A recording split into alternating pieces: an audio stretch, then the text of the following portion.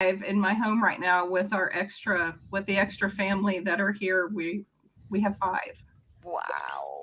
Yeah. Wow. So we're Oh, we so we're might. just talking so we're just talking about dogs. So We are. that's a great segue to introduce our introduce our social advocacy series. So No link there at all. I've got yeah, cats. no link. It's just totally random. But thank you Yeah. so much for tuning in. Today we've got Lisa Palmer, the Chief Technical Advisor for Splunk, joining us. So thank you so much for joining Sarah and I, Lisa. It's lovely to be here. Thanks for hosting me. Oh, an absolute pleasure. And it's our Christmas festive season. So you'll see that I've got the Christmas jumper on. You can't quite see it, but it's of Santa going to the pub. There's lots of there's Sarah drinking what might be water, or it might be stronger than that. I've got to go to the gym after this, Tim. It's not. It's water. So. Yeah, exactly. It's just water.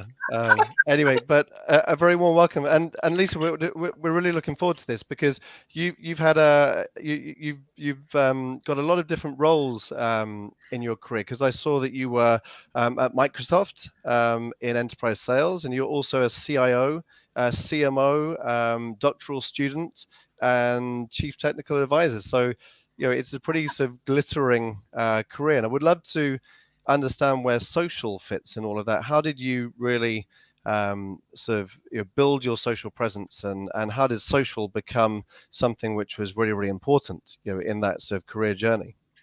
Sure. So I like to think of my career as more of a jungle gym than a career ladder. So sometimes I've taken side paths versus directly up to stay engaged in things that I'm passionate about and inspired by. So I actually first began interest in social when I was in sales for Microsoft, and it was arguably early on for mainstream sellers to be using social as a tool. And I saw so much potential in it and really jumped in particularly into LinkedIn early on, and found that it was just such a fantastic tool for research, because I'm a firm believer that we need to understand the people that we are working with and around and selling to, and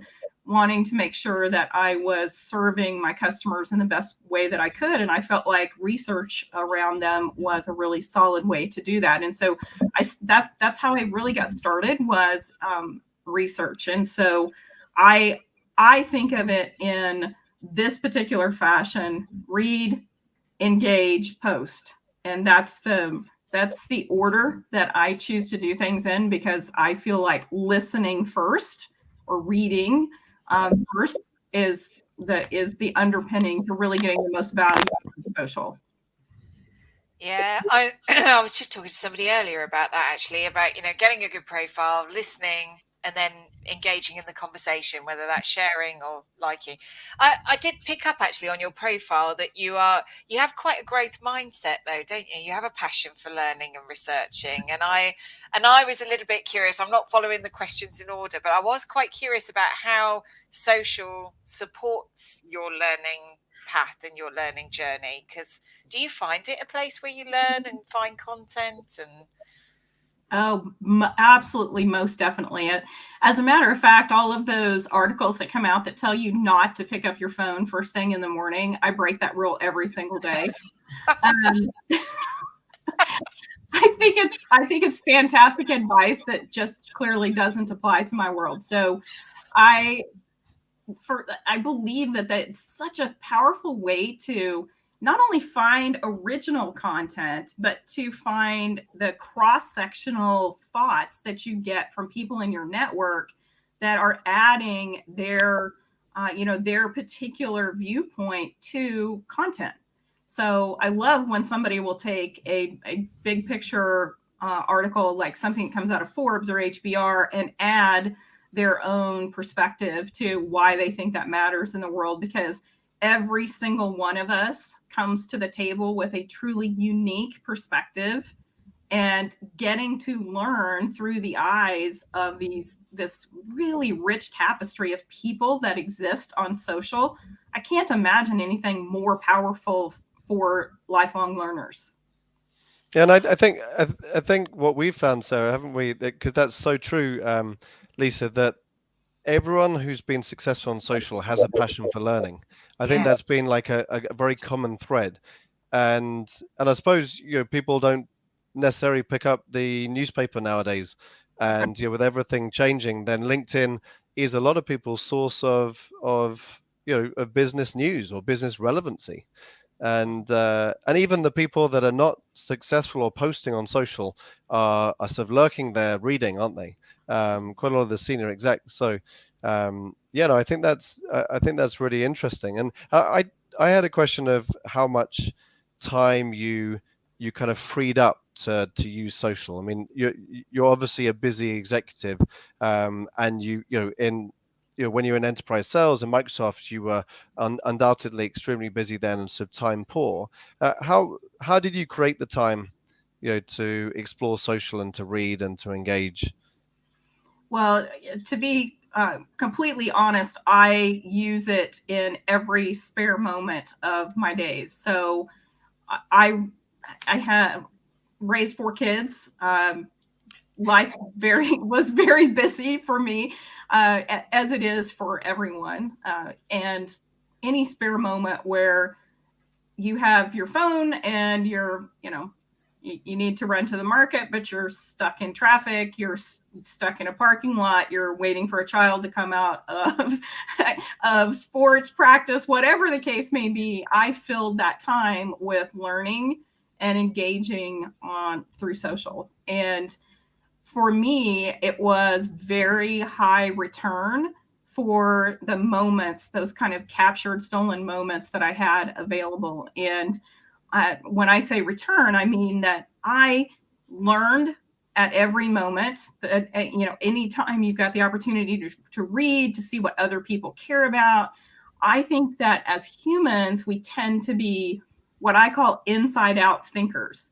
We're entrenched every day in my world, my processes, my environment, right? And what we can do through the power of social is to flip that perspective and begin to be outside in thinkers. And when you're surrounded by people that are entrenched in inside out thinking, you really are able to rise to the top, to bring new ideas, to be a valuable contributor in your organization, to your customers, et cetera, by bringing that outside in perspective. And I get that from social. I think, I love that point actually, because I know a lot of executives and leaders, they do use time as a bit of a factor. It's like, I just don't have the time for it. And I always think, well, I'm not sure you really understand the value of it actually, because if you understood the value that you could get from it, then you'd make time. And I also think it's not until you're a parent that you realise how much spare time you had before you had kids. I don't know about you, but yeah. One feels you never think you can fit another one in, and then you have 2, and then you have 3, or in your case, Lisa, you have 4. Don't know how you did that. So I love that idea about time and the inside out and outside, flipping the perspective. I'd be curious to know then, other executives and leaders, what would you say to them that people that are perhaps a little bit on the edge of, I know I need to be on social, but I don't really know how to be, is quite often the question. Or I don't know how to be, and I don't know what my content should be. I don't know what I should share. People aren't interested in what I have to share. How would you answer that, Lisa?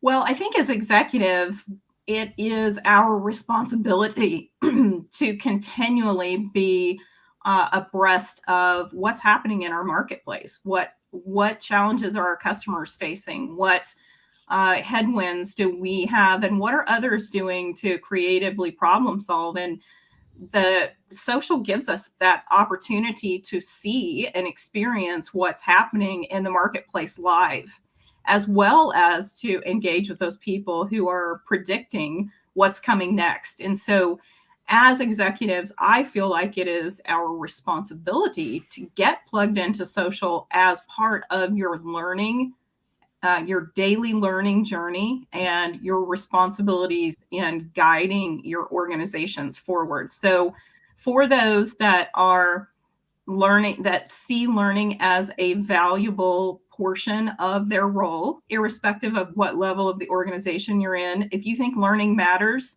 then you need to be on social. And then as far as how do you get started, I like this read, engage, post in that order.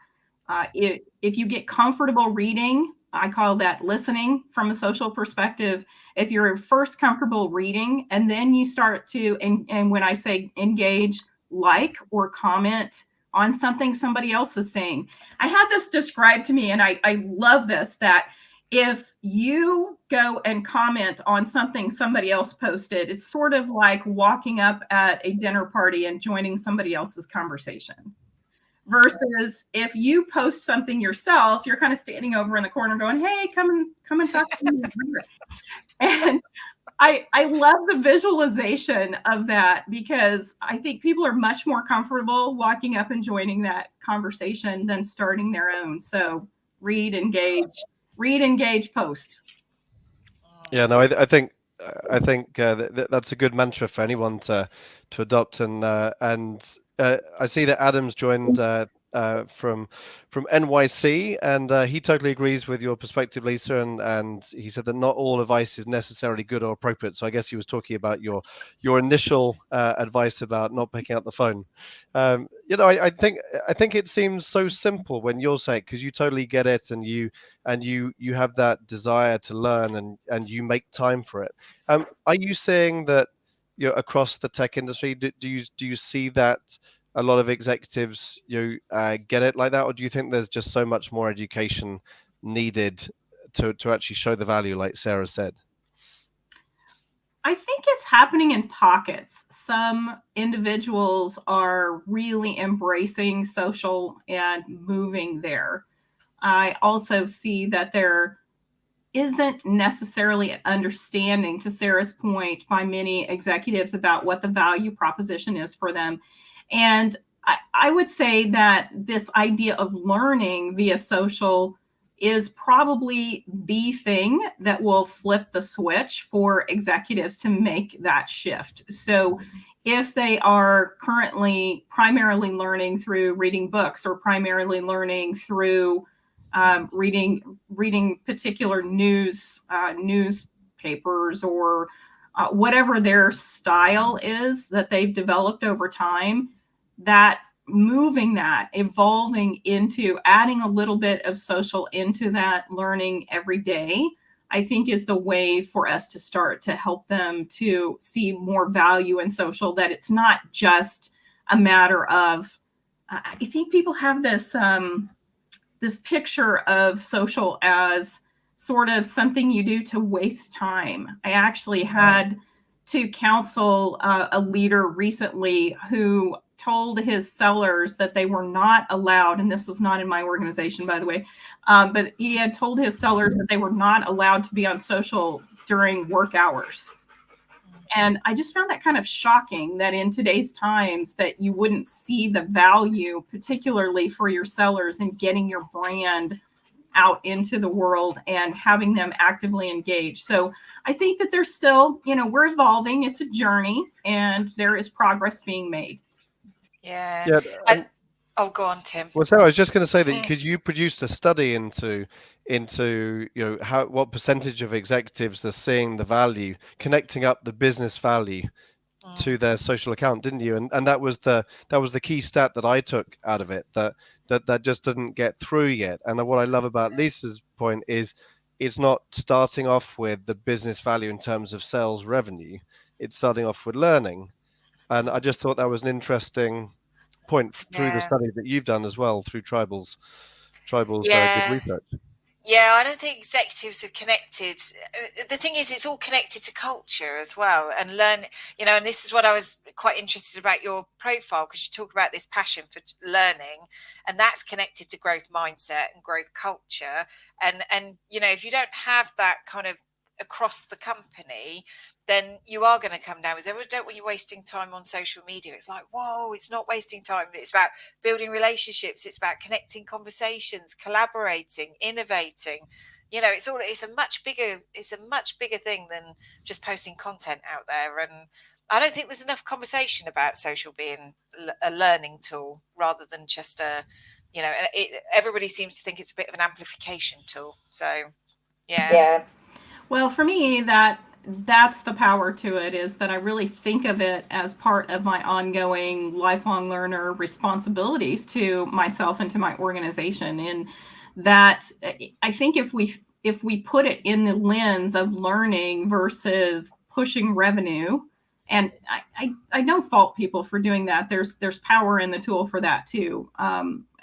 However, I think that to get really truly mainstream acceptance of social, the focus needs to be more on learning and sharing and collaborating and overall growth for all involved than on revenue generation. Now, having said that, I have a tremendous amount of revenue opportunity that comes to me, that is inbound as a direct result of my engagement on social. So the value proposition from a revenue perspective is definitely there.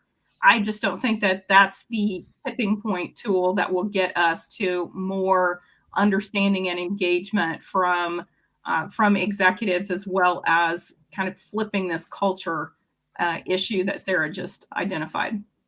Yeah, no, I think that's sometimes the crux of it, isn't it? Because I meet senior executives that say, "Oh, I've been told that I got to write 4 blog posts a month or 4 a quarter or something like that," and they either doing it because they get told to do it or because they think, "Okay, I hope this delivers some kind of revenue within the sort of key top 20 accounts or something like that." And so starting off with that kind of mindset means that you're doing it because you're asked to do it or you hope that it has some direct value, whereas you're getting the value from it, but it comes at not on the first month of the journey, but a bit further down, which is difficult to present a business case for busy execs when there isn't that culture. So I, I guess that's the interesting conundrum that I see, with the conversations. It's a bit chicken and egg. Yeah. For me, one of the most important things, Tim, is right now, for example, imagine the power that a strong brand from your leadership team has in recruiting and retention. Oh, yes. Let's talk about that, Lisa. Go on. I feel really passionately about this. I mean, we see this happening. We've got this great shuffle of resources that are happening, and we know how serious this issue is for all of our businesses, and the impact on our customers when we have retention challenges, and no one wants that. So imagine the power of those individuals that have a really strong public brand from a social perspective. It's easier for you to attract and retain talent when people feel like they know they've got some kind of an understanding of who your leaders are, and not necessarily in the shiniest way. So I'll tell you that some of my top performing posts are things where I tell them what a hot mess my life can be sometimes in trying to get things done. And I really let people see behind the curtain around what challenges I face in trying to get my dissertation done and trying to write a book, and all of the learning journey that I go through and doing these things. Those are really high engagement posts, which tells me that people want to see that. They want to know who you are as an individual. And I feel like letting them see who you are, both the pros and the cons, the challenges and the opportunities, really helps to attract people to want to work with you. I'm going to say the A word. It's all about authenticity, isn't it, Tim? Ding, ding. We have to get that in, but it absolutely is true, though, isn't it? I just love what you've just explained there, Lisa. It is so true. But I do wonder that I do think a lot of people have that challenge because they're a bit afraid to open up the curtain, if you like. There is a bit of resistance to that because they're kind of like, well, this is my work persona and this is my family persona, and I don't really want the two mixing. Well, I would say that was right at the forefront. I was that person. I was that individual. And I've always been very careful to curate my work life and my home life. And I really had a pretty strong boundary between them for many, many years. And actually, every year I take on an annual theme word. And 2 years ago, it occurs to me that I am at a different point in my career and I need to be more authentic myself so that other women can see that it's possible. I'm a huge proponent for women, particularly women in tech, and trying to, raise everyone together. I don't feel like we need to repress one group of people to help another group succeed. And so I really am looking for this opportunity to elevate women while really in strong allyship with the wonderful men that I work with as well. So as I was going through my annual theme process, I landed on my voice. I'm an introvert. I'm an engineer. I am all of those things that say, oh, I don't want to give too much information about my personal life. And when I decided to do this was my way of helping others. I really wanted to make it easier for the women who come behind me. I want to make it easier for men who are working with women to understand some of the challenges that they face and to build more empathy, kind of between us. And so I did this. I took on the annual theme of my voice, and this happened right as the pandemic was really taking off in the US. And as a result of that, I ended up on dozens and dozens and dozens of podcasts, which was totally foreign to me. I had never been this open in external dialogue before, without scripts and without executive communications, and without all of those tools that make us shiny in the way that we externally interact. And I have found that journey to be challenging, to be honest. I mean, I was so uncomfortable at first, and then it gets easier, and you realize that people don't expect you to be anything other than just human, and they want to know who you are as an individual. And it's a journey, and I will tell you that I still struggle. I actually had not posted anything about the work that I'm doing on my doctorate degree or on my book, and one of my friends was like, you should tell people what it's like. I mean, I'm curious. She said other people will be curious what it's like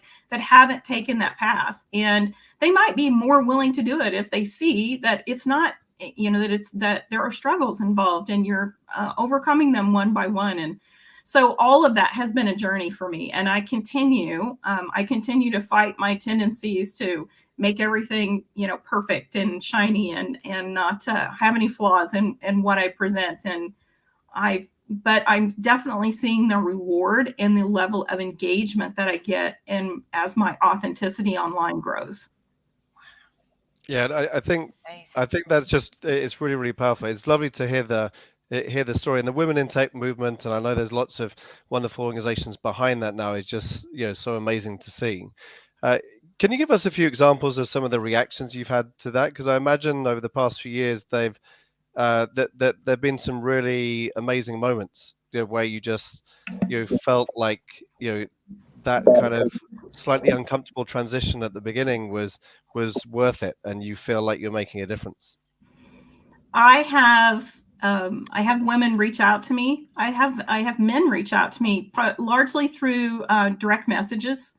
I use LinkedIn as my primary social tool. I have others as well, but it's where I interact the most. And I have had fantastic conversations with women who have told me that it made them feel emboldened. It made them feel braver.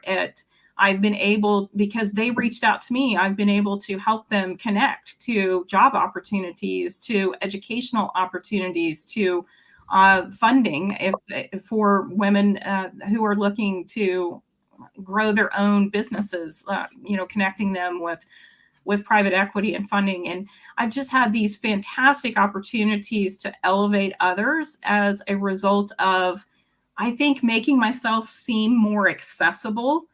And as individuals, you don't realize that you have a persona that can be that people think that you're out of touch, that you're not going to be somebody that is just a regular person that would chat with them or care about what happens in their lives and work with them. And that to me just seemed crazy.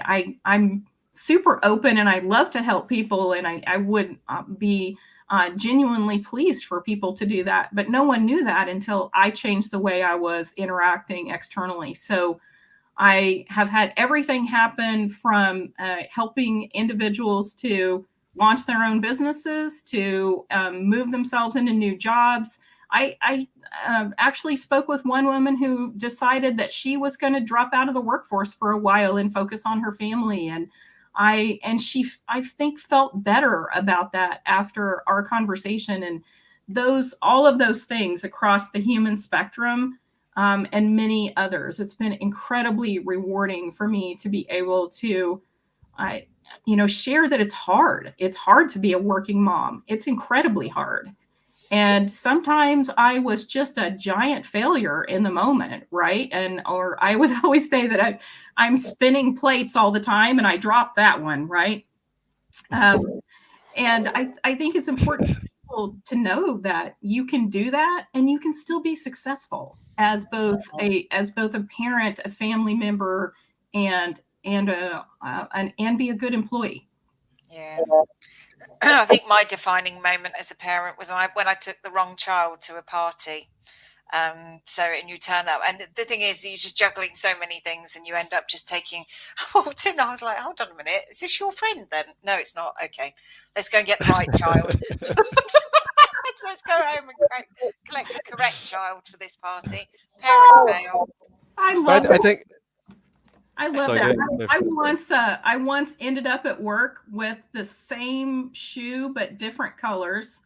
And I took one child on the same day, and I took one child to the wrong location on the way to work. So, I'm loving this. I've turned up at the wrong wedding before as well. And I mean, it's not until they called us to be in the picture that I said to my husband, I don't recognise this bride and groom. And so we noticed where the wedding was. It was at the next hotel along. But yeah, I think it's changed so much, hasn't it? Because when speaking to my peers that were feeling like the top execs were out of touch and didn't know what was going on, down on the ground. They were making big decisions in global tech firms, but they just were out of touch with what was really, really important. And what we're talking about here is top executives being accessible and being relevant, and actually everyone having a persona, because it's not that person that shows up in a suit or extremely well dressed. It's about just opening your lives up to people and juggling a load of balls and having some really, really tricky days. And it's just so different, isn't it now? And actually that and actually the people that are kind of being more open are being more successful as well. Because like you said, Lisa, I love the conversation about HR and some retention policies, and through our conversation, Sarah, with this particular series, the recruitment and retention conversation has skyrocketed in the past 6 months. It wasn't really what we talked about sort of 15 to 18 months ago, and now it's at the forefront of people's minds. So it's changing so fast. But I think there's so much good in it. Yes, I think so too. And this idea of being out of touch, imagine the difference if you are sort of your ear to the ground is what social gives you, right? And as executives, we're always looking for those opportunities to really understand more about what's happening with your customers, what's happening in the trenches with your staff. I mean, we need to know those things, and social gives you a view into that without you having to set up focus groups and studies and all of these other things. Social gives you an immediate view into that.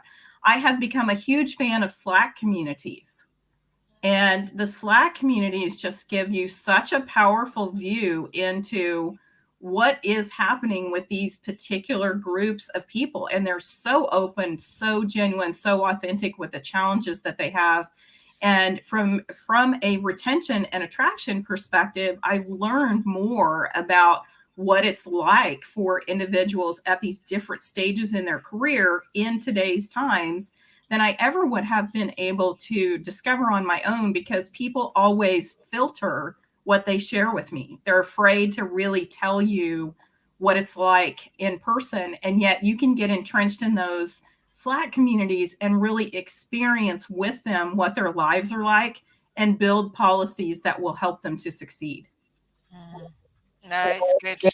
So I was just going to say that actually, it's about keeping an ear to the market, but it's also about keeping an ear to your employee community, and they expect it, because there was a survey, I can't remember who it was that did it now, but they, the amount of employees that are checking out your brand before they even join your business, before they even apply for the role, they're looking to see how transparent their leadership is, how accessible their leadership is. But it's also, customers expect it too, increasingly so. So I think it's fabulous. I did have a quick question for you that I'm really curious about. You wear a lot of hats, Lisa. You've got marketing, technical, you're writing a book, you're studying. How do you have a content strategy?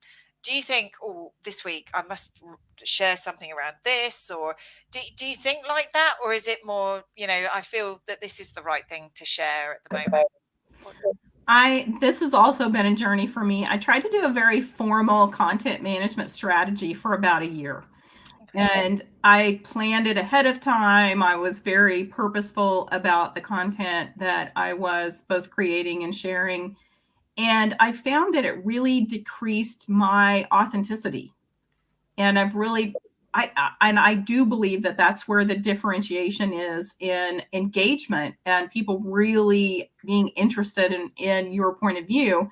And so I've moved away from that, and I focus on things that inspire me, things that capture my imagination. And then I look for, what can I add? What's the color that I can add to that content that brings my unique lens to the table? And I feel like that's a strategy that anyone can employ. What content do you read? Do you find, do you engage with that really inspires you or captures your imagination? And then why does it? How do you see that applying in the world? What problems do you see that solving? And I have found that using that particular approach is much more effective in getting people to engage with me. And now, of course, from a content creation perspective, when I'm doing true thought leadership content, the reality is that all of these things that I've read and consumed and watched, watched LinkedIn Lives and watched all these different sources, that's all in there, right? That's feeding the way that I'm creating thought leadership pieces. And so that's creating my particular perspective as I'm writing my book, for example. And I have had 4 really high impact conversations with individuals surrounding the topic of my book that have tangentially impacted what I'm going to write, that all came from social. I would have never met these individuals without it. I think it's great, because a lot of the people that we've interviewed have, some people are very strategic and very regimented, and other people just feed off inspiration and would never even think about a content plan. So I love that it's just turned into the inspiring nature of, like, as and when you want to talk about it, and to sort of to engage with, like, who you want to at the given moment. I was interested to know, you talked about LinkedIn and Slack communities. Are you doing anything on, I know you have a presence on Twitter. How do you use Twitter compared to LinkedIn and Slack communities? And do you look at TikTok or any other channels, or don't you have time for those? Okay, first of all, I'm dying to do something on TikTok. I just love the platform. That I have been kicking that around for several weeks now about what I want to do there. So excited to, I think that platform has so much potential in this moment, because It is exactly the kind of quick content that we have all become accustomed to and have started to embrace as a result of the pandemic. I think it's that our attention spans are short, our time is very short. And anyway, I am really bullish about what is possible with TikTok. So dying to get started there. As far as how do I use Twitter versus LinkedIn, I I do a lot of reading on Twitter. I think there is a tremendous amount of content available on Twitter. I do not tend to engage from a comments perspective much on Twitter. It seems like it more quickly becomes debates, like political debates or topical debates, or it seems like the conversations can go in a way that isn't super productive much quicker on Twitter. So, but I find it to be a fantastic source of credible information. A lot of influencers and thought leaders post content on Twitter. So I do a lot of reading on Twitter. Also find direct messaging pardon me. So for example, I've done quite a lot on Clubhouse. I find the I find the medium to be conducive to a lot of just super open sharing of information and really deep collaboration. I think that it is largely because it's not video and people feel much more free to engage for whatever reason. So anyway, what I have found is teaming Clubhouse with Twitter and being able to use it for direct messaging with groups that we are pulling together for different Clubhouse conversations, et cetera, can be really powerful.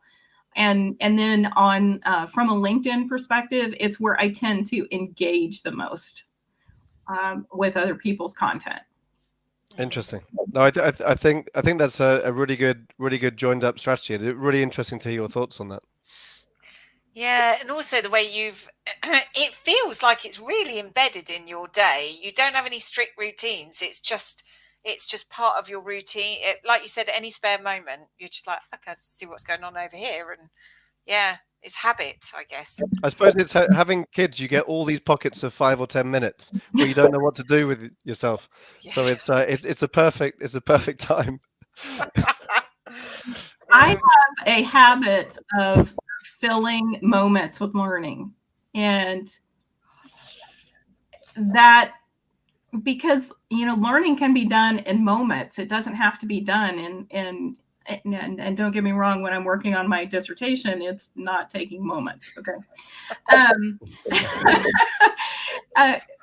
But I think that ongoing learning is so possible for all of us if you get in the habit of filling those moments with learning. I like to fill moments.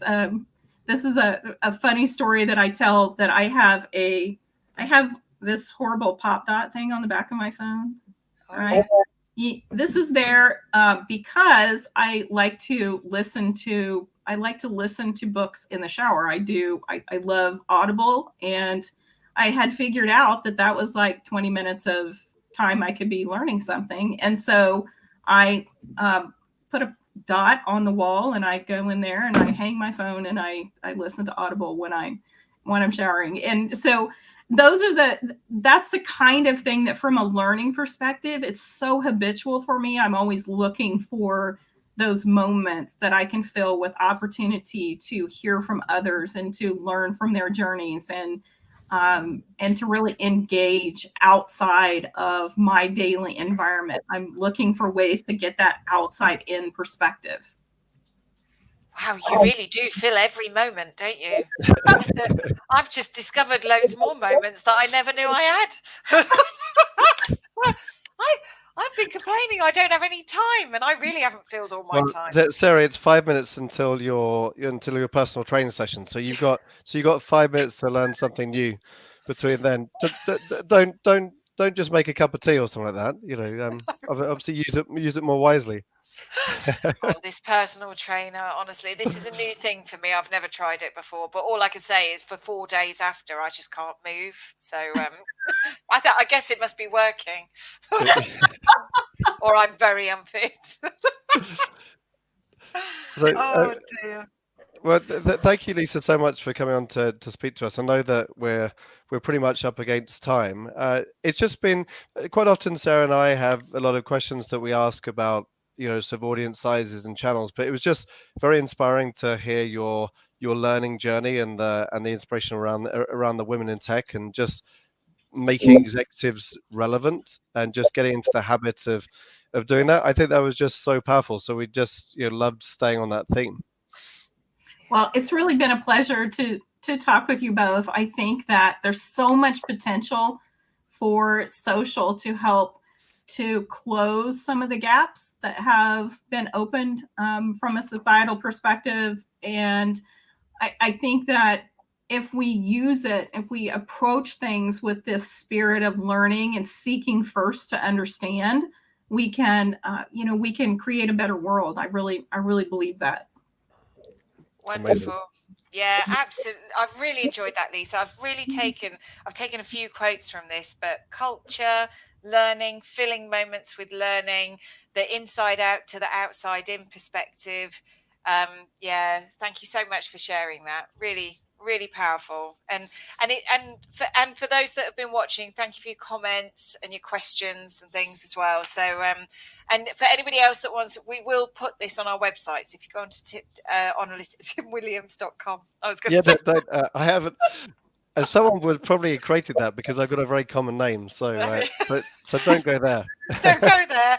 Don't go there if you're watching the recording. Go to analytica.com or tribalimpact.com. In the resources section, you'll find this. So, but yeah, thank you so much, Lisa. Really appreciate your time. So it's really been my pleasure, and thank you for showcasing me earlier this year on your AI list. I was really pleased to be there, honored to be among so many greats in that space. So I genuinely appreciate the call out, and I want to offer to to any of your listeners, please connect with me, direct message me. We've mentioned some of the platforms that I use. I'm very accessible and would love to know you. Wonderful. Amazing. Thank you so much. All right. Thanks, Lisa. Take care now. Bye-bye.